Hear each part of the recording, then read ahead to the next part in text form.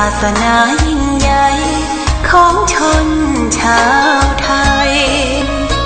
พระพุทธบาทจำลองของพระสัมมาองค์พระศาสดาพุทธบูชากราบไหว้องค์พระเจ้าฝางอุดมศิลป์ผู้สร้างสรรค์มานานไกลนามอุดมก้องไปสมในฉายาก่อนเป็นวัดร้างโบราณสืบสาน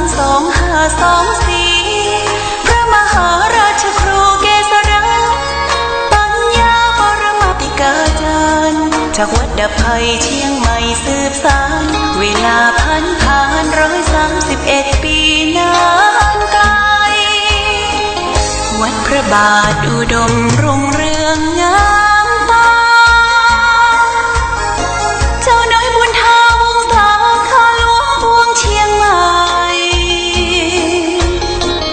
ปกครองหัวเมืองฟ้าทุ่มเทแรงกายแรงใจทุกชาติพันธุ์รวมใจรักษา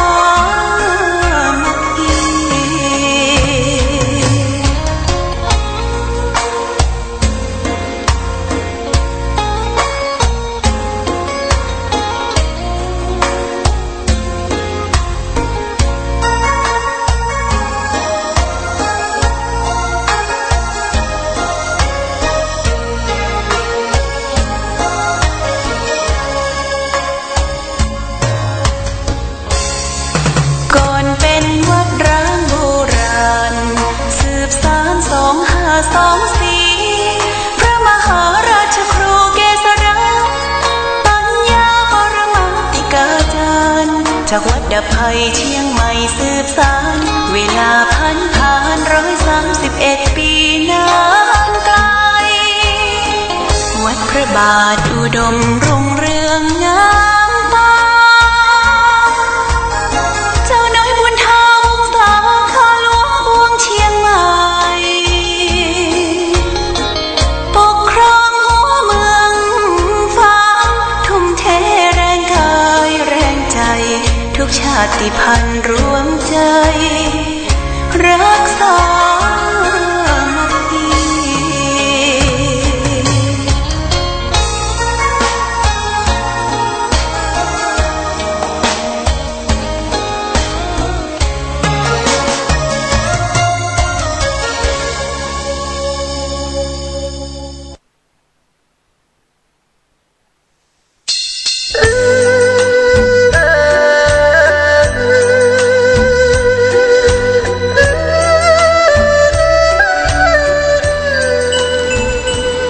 เจริญสุข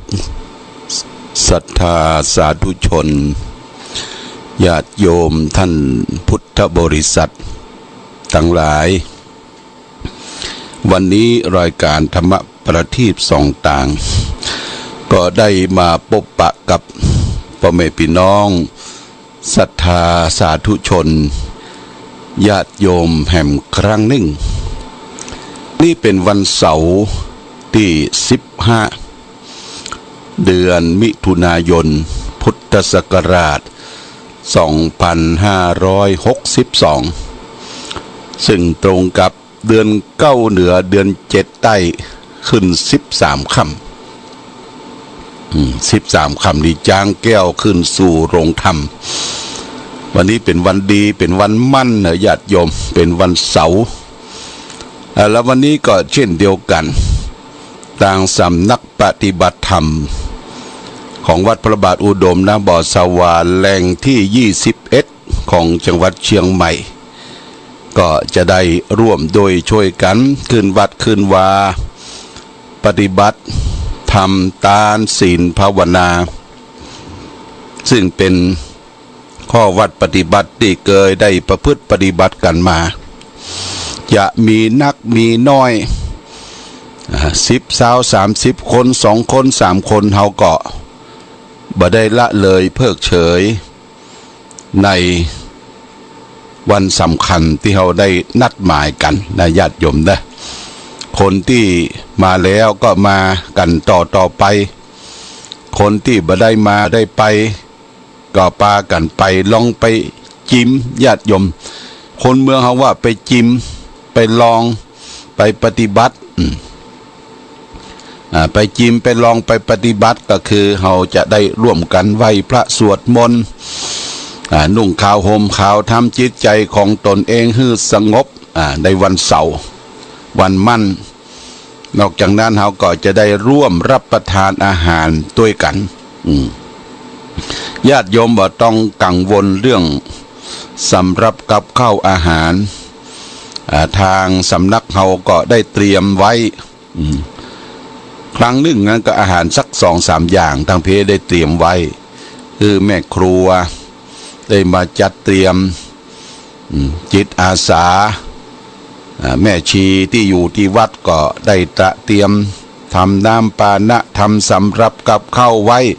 บริการคือแก่พ่อแม่พี่น้องญาติโยมศรัทธานอกนั้นศรัทธายังมีของติดไม้ติดมือไปเอาไปร่วมกันไปตาลรับปอนก่อนแล้วก็เอามารวมกันแล้วก็ไปพิจารณาอาหารบางท่านบางคนก็บัดตันได้อย่างก็เอาน้ำไปน้ำก็เป็นปัจจัยที่ดีเนอะน้ำไปเป็นแพ็คกินข้าวรับประทานอาหารแล้วบ่ได้กินน้ำมันก็ดูเหมือนเป็นฟืดเป็นกัดอกกัดใจกัดอกกัดใจญาติโยมคือจะต้องน้ำร้องตวยน้ำนี่ก็เป็นปัจจัยสำคัญญาติโยมก็เอาไปร่วมกันณที่สำนักปฏิบัติธรรมพี่น้องญาติโยมอยู่ดินแดนถิ่นไก่ก็อยากจะมาอยากจะไปก็มันมาบ่ได้ก็คือเขาอยู่ที่ไหนก็ปฏิบัติธรรมได้นะญาติโยมอยู่บ้านอยู่จองอยู่เคหสถานที่ทำงานในรถในเรือเขาก็เมื่อขึ้นรถขึ้นเรือแล้วก็นั่งรับตาภาวนาไปมันจะถึงเมื่อใดก็เป็นหยังเนาะไม่ใช่ว่านั่งขับรถแล้วรับตานะไม่ได้เนี่ยไม่ใช่นั่งขับรถแล้วรับตานี่ไม่ได้อันนี้สำคัญพูดถึงเรื่องขับรถนี่จะเจ้าได้ยินข่าวว่ารถจนกันที่ต่างรอดฟ้าห้ามเชียงใหม่มีรถมีฝนตกแล้วก็รถเครื่องไปก่อนรถเครื่องก็กลัวเปียกฝนเข้าไปจอดริมทางรถยนต์ที่มาตั้งหลังเนี่ยปกติแล้วเพิ่นจะวิ่งกันเต็มตีปืนรอดเปิ้นห้ามจอดรถเด็ดขาดแม้แต่คนแม้แต่รถถีบรถเครื่องอะไรอย่างก็ห้ามจอดเด็ดขาดเพราะว่าที่หันมันมืดอยู่ทั้งสองข้างเนี่ยอาจจะมามีไฟเพียงพอก็รถจนมีคนเสียชีวิตเพราะฉะนั้นญาติโยมอยู่แถวเชียงใหม่เข้าเชียงใหม่แล้วจะเป็นลืมว่าทางลอดมีหลายที่เนอะทางใบพัดทางฟางห้ามทางลอดมีหลายที่ก็ต้องระมัดระวังอย่าไปจอดเด็ดขาดแล้วก็ลงทางลอดก็พยายามชะลอลงเหงหน่อยชะลอลงเหงหน่อยบางทีมันมีเหตุเพศภัยเกิดขึ้นบันนึกบ่ฝันเนี่ยญาติโยมนะอุบัติเหตุมันเกิดขึ้นได้ทุกเวลาเพราะฉะนั้นจะได้ไปตั้งอยู่ในความประมาทพลาดพลั้งเผลอไปเฮาก็เสียหายแล้วก็เสียใจแล้วก็เสียน้ำตาเศร้าโศกอะไรอาวรณ์ต่อผู้คนที่จากไปเนี่ยอย่างทุกวันนี่ต้องระมัดระวังพระพุทธเจ้าจึงตรัสสั่งสอนอยู่เสมอว่าอัปมาโทอัปมาทังปัฏฐังความไม่ประมาทเป็นทางแห่งความไม่ตายอย่าได้ไปประมาทเป็นเด็ดขาดญาติโยมจะเดินจะเหินจะห่างจะคู่จะเหยียดโดยเฉพาะอย่างยิ่งคนสูงวัยคนสวเนี่ยนะเป็นคนสวมดบ้านเฮานี่นะพ่อนั่นก็สวแม่นี่ก็สวตู้เจ้าก็สวบ่ต้องไปสมัครเป็นคนสูงวัยเนี่ยจะเดินจะเหินจะห่างจะย่างจะเตียวต้องระมัดระวังต้องมีสติแล้วก็โดยเฉพาะอย่างยิ่งบ้านเฮาจานหอจานเฮือน ขึ้นคันใดลงคันใดที่มันปูพื้นด้วยกระเบื้องญาติโยมนะกระปูพื้นด้วยกระเบื้องต้องระมัดระวังถ้าหกล้มพยายามอย่างยิ่งจะไปหัวเฮาเนี่ยศีรษะเนี่ยจะไปให้มันทิ่มมันกระทบอันตรายศีรษะนี่สำคัญเพราะฉะนั้นเปิ้นจึงบอกว่าขี่รถเครื่องเนี่ยคือใส่หมวกกันน็อกคนซ้อนก็ตามคนใส่ก็ตามบางคนนี่มีหมวกกันน็อกบ่ใส่สักกรรมเอาไปไว้ที่แฮนด์รถตั้งหน้าเหียถ้าตำรวจเปิ้นเกิดด่านเกิดหนทาง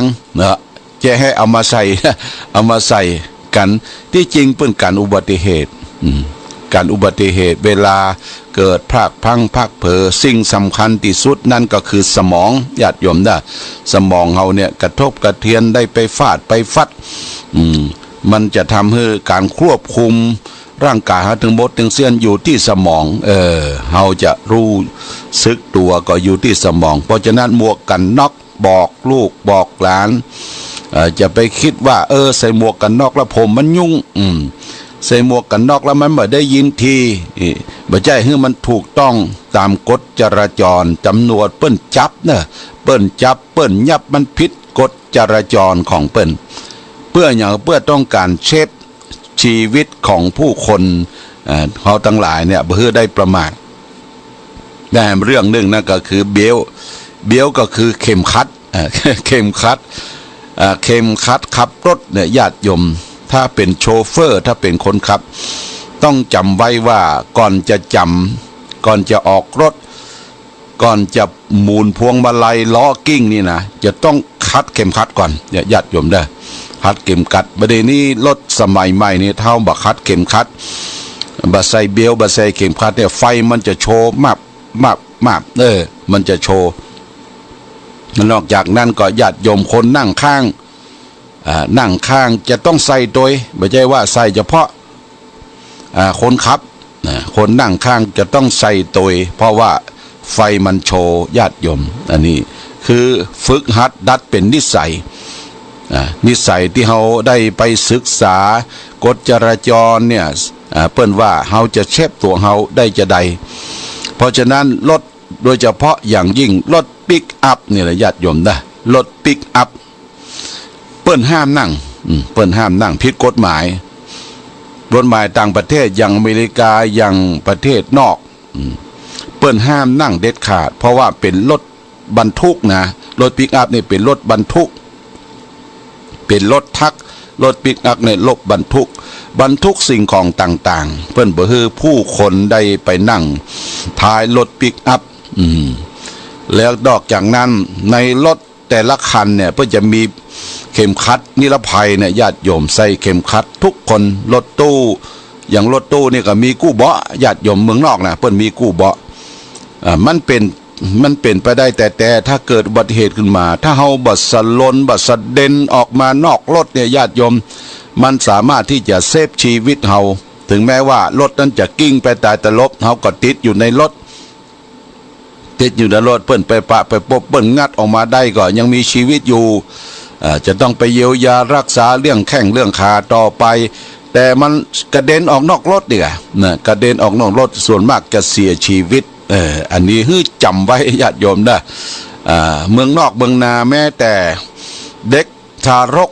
ที่อยู่ในเบาะในรถเข็นน้อยๆเนี่ยนะเพิ่งก็มีเบียวมีอย่างเก็บเช็บใบอันนี้สำคัญนะเขาจะไปผิดกฎจราจรเวลาเดินทางแล้วก็ขี่รถขี่รางก็เหมือนกันไปทำบุญทอดผ้าป่าสามัคคีทำบุญตานเตียนหน้านี้ก็จะไปเริ่มทำเตียนทำตานเตียนหล่อเตียนกัน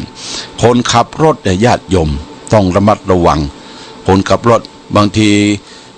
อุ้มหาขึ้นรถกำหาดึงไปได้มันว่าจะนั่นนะขนาดอุ้มมันขึ้นรถมันเมาละเนี่ยมัดเมาละญาติโยมประเด็นนี้คนขับรถต้องระมัดระวังเสียแต้มเสียชื่อเสียแต้มนะถ้าไปจราจรหรือเจ้าหน้าที่ตำรวจเปิ้นปะเนี่ยเปิ้นฮึบปึงเปิ้นฮึบปึงพอแอลกอฮอล์พอตัวเลขมันเกินอันเปิ้นก็จะปรับจะใหม่ละ จะพัดจะใหม่ญาติโยม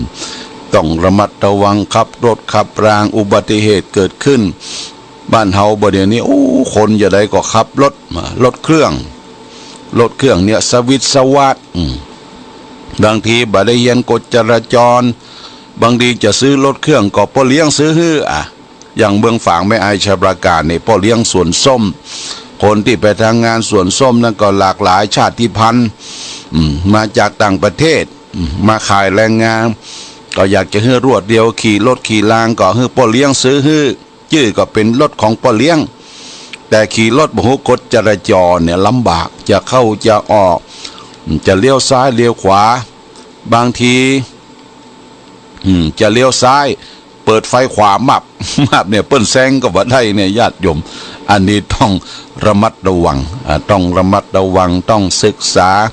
ถ้าเฮาบ่จ้างนี่ก็จะไปฝืนญาติโยมฝืนเนี่ยมันจะเกิดความหายนะความชิบหายเพราะฉะนั้นหน้านี้ก็เป็นเดือนเก้าละเดือนเก้าจะเป่งละญาติโยมเด้อวันนี้13ค่ำวันพรุ่งนี้วันที่16แล้วก็ขึ้น14ค่ำวันพรุ่งนี้เป็นวันโกนญาติโยมคำว่าวันโกนนั่นก็คือเป็นวันแต่งวันดาดูเจ้าพระสงฆ์ก็จะโกนผมโกนกิ้วโกนผมโกนกิ้วเดือนหนึ่งก็จะโกนครั้งหนึ่งถ้าตูเจ้าโกนกิ้วไปบ้านไปจองไปเดินตามตลาดญาติโยมหันโหวันพุธวันศีลกาเอาหัวตูเจ้าเป็นปฏิทินไปแล้วญาติโยมนะเอาหัวตูเจ้าเป็นปฏิทินเพราะฉะนั้นก็วันพุธนี้วันโกนนะญาติโยมและภัยอยู่ใกล้วัดพระธาตุสีจอมทองวรวิหารเนี่ยญาติโยมเปิ้นมีงานประเพณีส่งน้ำพระธาตุเนี่ยพากันไปเน้อพี่น้องตั้งจอมตองตั้งบ้านห้องละปูนตั้งใกล้ๆอำเภอต่างๆก็ไปไหว้ไปสาไปตรวจน้ำไปส่งน้ำพระธาตุวัดพระธาตุสีจอมตองวัดของหลวงปู่ทองพระพรหมมงคลเน้อวัดนี้เป็นวัดใหญ่ญาติโยมเปิ้นขยายวัดออกไปทางทิศตะวันออกมีคนไปประพฤติปฏิบัติธรรมเป็นสำนักใหญ่อันดับหนึ่งของจังหวัดเชียงใหม่แล้วก็ของประเทศไทยโดยเปิ้นละหลามหลังกันไปอยู่นักอาตมาก็เมื่อปี60น่ะปี60ก็ได้ไปปฏิบัติธรรมที่วัดพระธาตุสีจอมตองหลวงปู่เปิ้นชอบครูบาอาจารย์พระเจ้าพระสงฆ์โดยเฉพาะอย่างยิ่งพระสังฆาธิการที่มีตำแหน่งเจ้าอาวาสเจ้าคณะตำบลเจ้าคณะอำเภอไปร้องจังหวัดไปเปิ้นชอบแล้วก็เปิ้นมาสอบอารมณ์เองมักจะเข้าไปสอบอารมณ์นิมนต์ไปสอบอารมณ์เองแนะนำหลวงปู่เปิ้นมีเมตตาธรรมนะหลวงปู่ทองอายุ97ละอย่าง96เต็ม97อย่างแต่ยังแข็งแรงญาติโยมนะหลวงปู่เปิ้นแข็งแรงมีรถก๊อฟมาหาไปเปิ้นก็ขึ้นศาลาทำวัดสวดมนต์เลเวลาเดินจงกรมหลวงปู่ก็เดินนี่เอาหลวงปู่เป็นตัวอย่างเด้อพ่อไม่ออกศรัทธาญาติโยมต้องเสียสละเวลาจะไปอ้างเวียกอ้างการอ้างเอาหลานโอ้มันมีที่สิ้นสุดเนอะอ้างเวียกอ้างการอ้างเอาหลานบ่มีเวลาเนี่ยญาติโยมเพราะฉะนั้นเวลาเฮือหาส่วนตัวในบั้นปลายชีวิตปัจฉิมวัยของเฮาเนี่ยมีเวลาส่วนตัวทุกยากลำบากมาเมินละปักกะวัมแต่ก่อนเสาะเบี้ยหาเงินส่งลูกส่งหลานได้ห้ำเฮียนศึกษาเขามีการมีงานแล้วก็แทนที่จะสบายบ่อายอีน้องเอาหลานมาอุ้ยเห็นละอุ้ยก็เป็นภาระเลี้ยงลูกเลี้ยงหลานบ่เลี้ยงพอก้อยลูกหลานเหลนเขาก็บ่ปันเงินเดือนเฮื่มละ เขาบ่ปันเงินเดือนนี่จำเป็นต้องเลี้ยงลูกเลี้ยงหลานเลี้ยงเหลนไปไหนก็บ่ได้ไปแทนที่จะเป็นอิสระแก่ใจเนี่ยญาติโยมอันนี้ต้องแยกนะต้องแยก บอกคือลูกคือหลานว่าอีพ่อพอแล้วอีแม่พอแล้วทุกข์ยากลำบากมานมนานบางท่านบางคนก็เฝ้าของเด้อ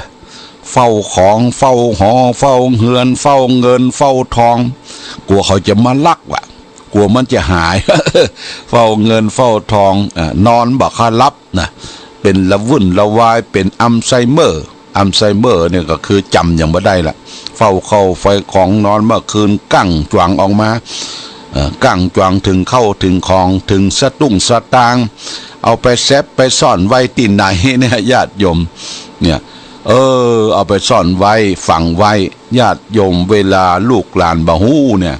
เฮาล้มหายตายจากไปจิตวิญญาณเฮาไปตกอยู่ที่ขุมนะที่เข้าที่ของนะไปไหนเนอะคุดหยาบคุบขับเฝ้านะอย่างแต่ก่อนที่สมัยโบราณเปิ้นบอกว่าเศรษฐีได้กลายเป็นจักเข็บแมงเวาไปเฝ้าอยู่ที่หัวสะพานญาติโยมไปเฝ้าที่หัวสะพานกลางใกล้แม่น้ำเวลาเปิ้นไปทอดกฐินทางชลมากทางแม่น้ำเปิ้นแห่ขบวนไปจักเข็บแมงเวาก็ทะแลงตนตัวเป็นคนว่าขอไปตัวคนบัดนี้เป็นสัตว์เฝ้าอยู่หัวสะพานแต่ก่อนก็เป็นเศรษฐีมีสตุ้งสตางจะกินก็กลัวผ่านจะต้านก็กลัวเสี่ยงเอาไปฝังไว้อยากจะทำบุญทำทานขอไปขุดเอาข้าวของที่หัวสะพานกำเอาไปหลู่ไปตานตัวเพราะอย่างนั้นบ่ได้ไปตัวว่ายน้ำบ่ถึงละก็ขอเขียนรูปไปตัวน่ะรูปจักเข็บแมงเวาแมงป่องแมงเวาเนี่ยเปิ้นไปร่วมขบวนในการแห่กฐินญาติโยมเนี่ยอันนี้ก็คือเฮาจะกินก็กลัวผ่าน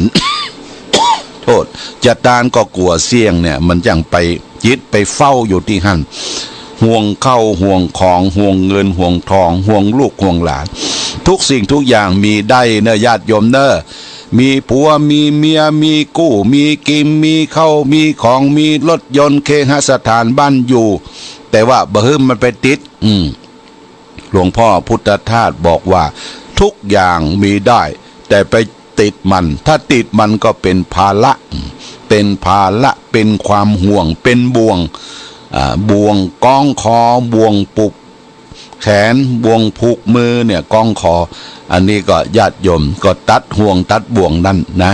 ตัดห่วงตัดบ่วงมีเวลาไปญาติโยมไปทำบุญสุนทานเนี่ยเปิ้นส่งน้ำพระธาตุที่วัดพระธาตุสีจอมทองเนี่ยป้อยหลวงญาติโยมคนมาหมดบึดสินค้าของขายของกินของว่าไปที่หันน่ะมันม่วนญาติโยมคำว่าม่วนนี่ก็คือความสุขกายสุขใจได้ไปหูไปหันได้ไปฟังซอเบิกก็คัดซอมาตุลุงแสวงท่านเจ้าคุณสุวรรณนะเจ้าคุณที่เปิ้นเทศเป็นเสียงละอ่อนพ่องเสียงคนใหญ่พ่องเสียงคนเฒ่าเสียงตู้เจ้าพ่องก็อยู่ที่วัดพระธาตุสีจอมตองเนี่ยญาติโยมรู้จักกันดีตุลุงแสวงเปิ้นก็ชอบฟังซอเปิ้นจะเอาซอไปฟังเป็นประจำทุกปีไปห้ามปอยไปห้ามงานห้ามการต่างๆญาติโยมมีปอยเนี่ยนะมีปอยเข้าสังก็ดีปอยบวชปอยเป็กตุบวกพระจะไปลืมซอเด้อญาติโยมเด้อซอเนี่ยมันดีเป็นวัฒนธรรมสืบสานเป็นการรักษากรรมเมืองรักษาขนบธรรมเนียมประเพณีซอจะไปเอาซอซอโอยนะญาติโยมเอาซอเรื่องซอราวซอศีลห้าซอประวัติพระพุทธเจ้าซอประวัติครูบาเจ้าศรีวิจัยเนี่ยเอาซอญาติโยมนะดนตรีปึ้งปังแล้วบัดเอาไป แต่บางท่านบางคนก็ว่าซอนี่มันมีไฟฟังตุลุงถึงแต่เด้อถึงแต่คนหนุ่มคนกำนี่บอกฟังกันเฮ้ยเนาะแต่เฮาชอบเปิ้นไปซอไปสรรเสริญของกินของทานแล้วก็ไปสรรเสริญเจ้าภาพเจ้าศรัทธาเชิญชวนพ่อแม่พี่น้องกินข้าวกินป่าอาตมานี่มันกลางกึ่งกลางไม่ก็ได้เก่าก็ได้เมื่อบวชเป็นเนนเปิ้นเอาป้อจันทิพย์เรือนรักเรากับแม่บัวซอน ถนอมบุญไปซอที่วัดศรีบุญเรืองแม่ห้างเด้อตอนบวชเป็นเนนปี2509โอ้ได้ขี่คอเป็นลูกแก้วแต่ก่อนนี่เป็นลูกแก้วญาติโยมบวช2 คนหนึ่งชื่อว่านายพัดนายพัดนี่ก็ตายไปละญาติโยมมันบอกโอ้ตายไปก่อนละก็เหลือตนเดียวเป๊กเล็กไปเลยเนี่ยนะแต่ก่อนเพิ่นมีซอห้ำปอยซอห้ำเรื่องนั่นเรื่องเนื้อซอกินข้าวกินปลาซอป้อจันติบนะป้อจันติบเรือนรักเรานี่เพิ่นซอม่วนซอลิ้วซอม่วนซอลิ้วป้อจันติบแม่คำน้อยญาติโยมเทปเก่าๆนี่ควรจะเสาะแสวงหาต่างสำนักวัดพระบาทอุดมแล้วก็ต่างสถานีวิทยุชุมชนคณะสงฆ์อำเภอฝางจะเปิดโอเพ่นซอให้วันหนึ่งวันเสาร์นึกดูเหมือนจะมีซอญาติโยมนะซอเปิดทั้งวันอะซอพุทธประวัติซอครูบาเจ้าศรีวิจัยซอห้ำกินข้าวซอประวัตินั่นประวัตินี้นี่เป็นวัฒนธรรมเป็นรักษา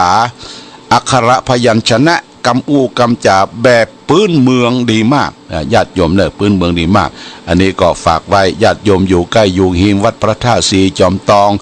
ปากันไปเน้อไปสละสลงพระธาตุเจ้าเจดีย์อันศักดิ์สิทธิ์ในวัดพระธาตุศรีจอมตองพี่น้องดอยหล่อพี่น้องบ้านฮงพี่น้องสันปะตองหางดงใกล้ๆหิมนั่นก็มากันพี่น้องละปูนก็มากันเน้อมาไหว้มาสามาสักการะบูชาวันนี้ได้ได้จ่าโพธนามาเห็นสมควรแก่กะละเวลาประเพณีของวัดพระบาทอุดมก็จะมีเดือนเนี้ยญาติโยมวันที่25วันที่25แรม8 ค่ำเดือน9แรม8 ค่ำก็มีผู้ที่ได้จังคิดจำนงประสงค์เป็นเจ้าภาพสังฆทานทานและเจ้าภาพโต๊ะอาหารถวายตุเจ้าประสงค์องค์เนนแม่สมบูรณ์ขนุนทองนี่เป็นเจ้าภาพ2,000 บาทแม่จันตาชัยวงศ์บ้านสวนดอก1,000 บาทคุณครูที่ดินดาโพธิกุล1,000 บาทพ่อหมออินทร์แม่จงเดือเชื้อกันทาวัดสันทรายของน้อย1,000 บาทแม่ครูสุภวรรณปันทะ1,000 บาทแม่มาจริงทรบ้านสันต้นดูฝาง1,000 บาทแล้วก็โต๊ะจีนมีแม่สุภวรรณปันทะ1 โต๊ะ 1,000 บาทแล้วก็แม่มาจริงทรบ้านสันต้นดูฝาง1 โต๊ะ 1,000 บาทแล้วก็แม่ขันแก้ว